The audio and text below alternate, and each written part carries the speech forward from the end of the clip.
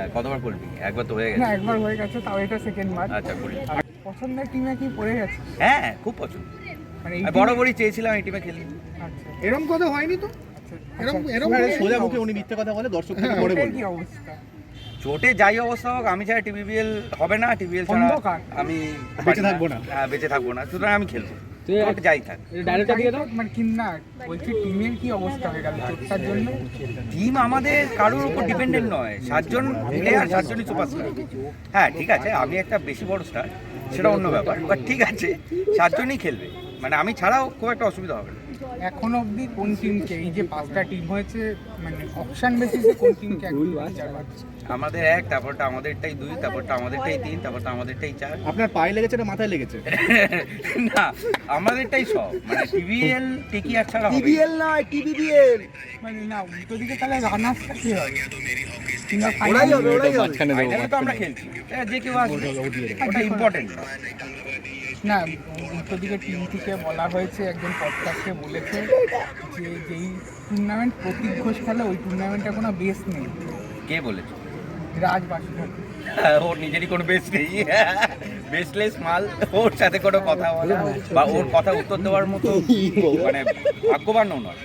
ভাগ্যবান মানে ও অত ভাগ্যবান নয় ও অত ভাগ্যবান নয় যে আমি ওর কথা উত্তর দিই। বাংলাটা বলি। রচনা ব্লি।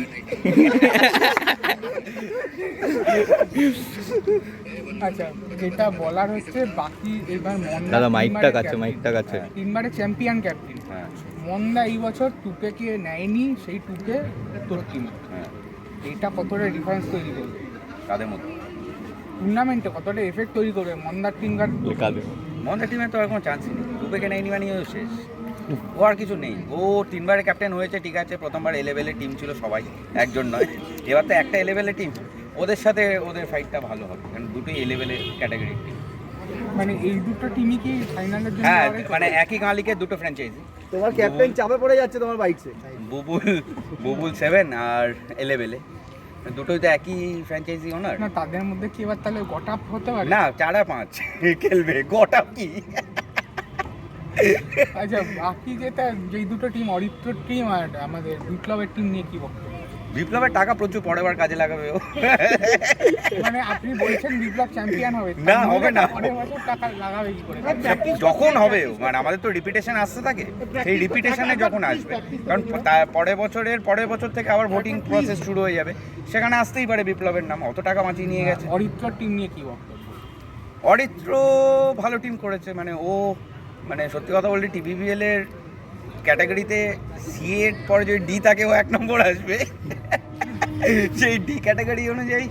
বাকি আরেকটা ডি নিয়ে নিয়েছে, যদি দুটো ডি ছাড়া বাকিটা মোটামুটি বি আছে, এ বি আছে। হ্যাঁ, না, একটা ডিকে অরিত্র টিম।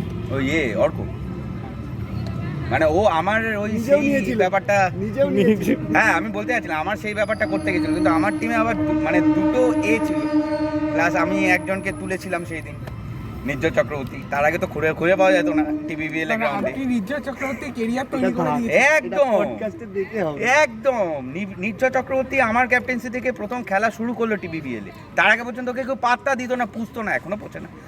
আমার আবার ক্যাপ্টেন্সি আসলে তখন আবার জ্বলে উঠতে পারে। আচ্ছা, আলো নিভে গেল, এটার সঙ্গে বাসু ঠাকুরের কোনো সম্পর্ক আছে? না, না, এটা অনেকটা নির্ঝরের কথা, এটা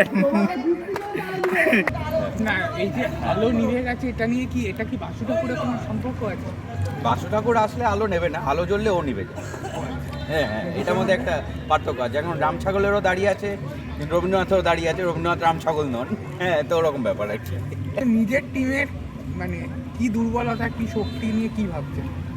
আমি কিছু ভাবছি না, কারণ আমাদের পুরোটাই শক্তি, দুর্বলতা নেই, এটাই একটা বড় দুর্বলতা। ঠিক আছে। Welcome.